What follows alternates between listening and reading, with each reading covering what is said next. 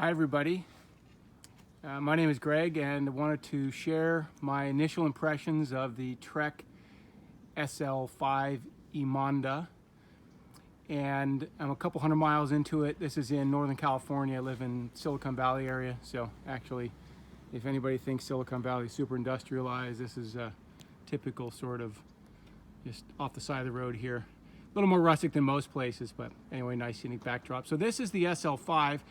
And a quick backdrop to this is I've been looking for a new bike for a while. I'm upgrading from my Specialized Roubaix Comp, which is about 15 years old, still in amazing conditions, carbon frame, the whole thing, but it's a touring bike. And this bike is a little bit more of racing geometry, as they say. And for those who are concerned about whether or not this would be a comfortable ride, I can emphatically say it's very comfortable. In fact, it's probably more comfortable than my Roubaix Comp. I don't know why, but a couple things about it. So first of all, this is spec'd slightly differently than just off the shelf. So these are, this has the Aeolus Pro 37s, which I upgraded to with 32 mil tires. So the ride, and these are pumped up to about 70 PSI, so super light, and the ride is incredibly smooth. And then I got an 80 mil stem, so it's slightly shorter here, and the ride's incredibly comfortable. So just a couple things here. The braking's incredible, love the brakes. Ride is super smooth. If you're going to upgrade, if you have an opportunity to get some better wheels, definitely the Pro 37s are the way to go. And I think I mentioned the braking is really fast. So it's been rainy here the past couple weeks or so, and the brakes are incredible even in the rain.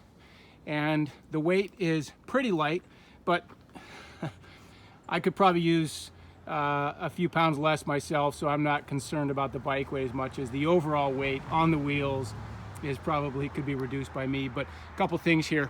Color's amazing, and I upgraded the seat as well, so that's an upgrade in the Bontrager seat, and then of course have a couple new components and things. And I upgraded the rear cassette to be a little bit better for climbing. So I'm not 20 anymore, so I can't exactly have the smallest cassette, and there are lots of hills here in Silicon Valley, and so I want to get an easier bike to ride on.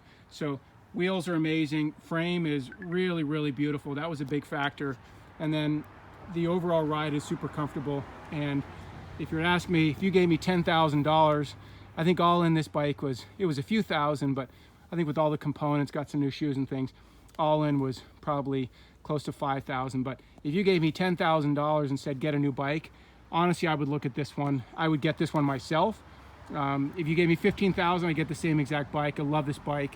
It's awesome, and I can't recommend it enough. Even if you're upgrading from a touring bike or an endurance bike like the Roubaix, or even if you're looking at comparing it to, say, a Domane or something else, I would say get this SL5. The other thing too is I looked at the SL6, and of course it's more expensive, but you know, I don't think that I'd really be able to tell the difference between the Ultegra components or even the Dura Ace versus this is the 105.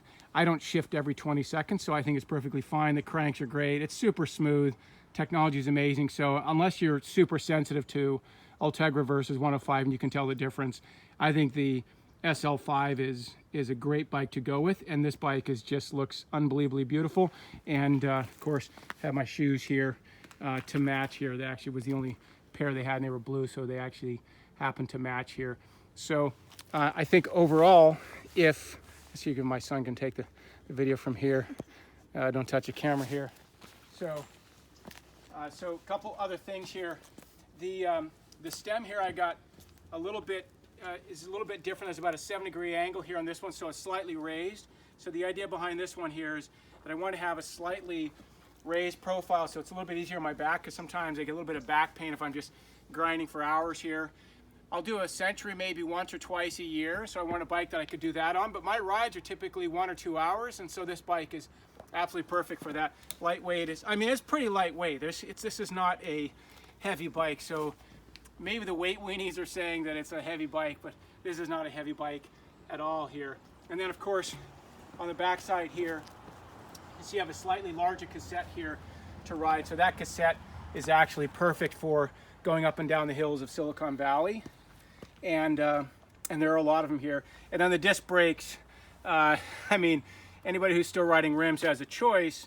These are just so much, you just feel so much more in control. And then finally, I'd say this bike is so fast going up the hills. I can say one thing: when you're going up the hills on this bike, I don't know if it's a geometry, and it's certainly not my training, but it really flies up the hills. It's like everybody says, if you watch all the videos on YouTube and you read the reviews, this thing really goes up the hills. I'm in my mid gears here on the back going up hills, and normally even on my Roubaix has about the same cassette. I'd be, you know, in my easiest gear, and in this one I'm somewhere in the middle. I keep thinking, oh, I'm probably in my last gear. And the reality is I'm right in the middle. This bike just goes up the hills, and then down the hills, unbelievable. Feel totally secure and safe. This is it's an amazing purchase. If you have an opportunity to pick one up, I recommend it. One last point about the bike is, so how do you get one of these things? And the answer is, so when I was calling around, I just pulled up Google Maps and just started calling literally every bike store in the Bay Area. Of course, Bay Area, you know, there seems to be a lot of wealth in this area here. So, you know, every bike over $3,000 or $2,000, they're all gone. But I started calling around other places outside the Bay Area here in California, and they were even gone there. So here's what you do if you want to find this bike. So I called a store that was a Trek store. So go to a Trek store, and the guy was super friendly. He was down in Southern California, and he looked in this national database. There were 4 of these bikes. This is in mid-December, so this is a bit of a Christmas present. There were 4 of these bikes. This Trek Emonda 56 blue, smoke blue, in the United States. 4. This is one of the 4. There are only 3 now. They're probably gone now. What you do is you call a Trek dealer, see if you can find somebody who can look the databases. There was one in New Hampshire, one in Arizona, one in Olympia, Washington. So I called the Olympia store. They were super nice, awesome store, by the way. Big shout out to the Trek Olympia store. And I called them and I said, hey, do you have this? They said, yes, we have one. Of course, they only had one. Nobody else in the country has these. And I said, hey, hold that bike. Literally got in my car like a few days later, literally drove up there, and with my son, drove through rain and snow up through Oregon and Washington. And then they had the bike all set up here, and they really tricked it out with these awesome wheels. They recommended it, and got everything really done really nicely. So terrific shop. But the way you do it is look in some national database for what you want to buy, the Domani, the SL, the 5.6, or whatever, or any bike you want to buy. Find out who has one, put it on hold. They won't ship it between stores, which is kind of a problem. So I wanted to go down to Southern California to go get it because it's a 5-hour drive and not 14 or 15, but Trek won't ship it. And so I actually said, hey, you know, look, if you guys get it shipped down to Southern California, then I'll buy the rims from you and do a bike fitting with you, and so you get another whatever $1,000 or $1,500 or something like that. But they couldn't even do that, so I just drove up to Olympia, Washington to buy this. But anyway, terrific dealers. The Trek people are amazing, and this is an amazing bike. But if you want to find it, find from some national Trek dealer where they have the bike, and then either drive there, fly there, do whatever you can. Because you want. By the way, when I called, the reason I jumped on is because I called everywhere, and they said, yeah, the next one's coming in November 2021, which means if you could get it, you could reserve it. Then they want half the money down, so you're going to tie up $2,000, $3,000 sitting down.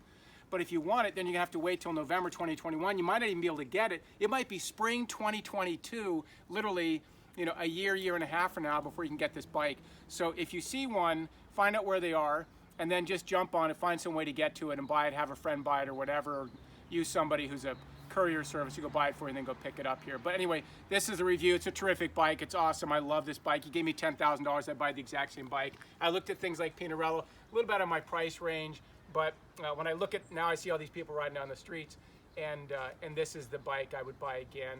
I hope this video is helpful. Like it. I don't have any subscribers. If you want to subscribe to my 1 or 2 videos, that's great. And feel free to put some comments. I'd be happy to answer them. And Happy New Year. Happy 2021.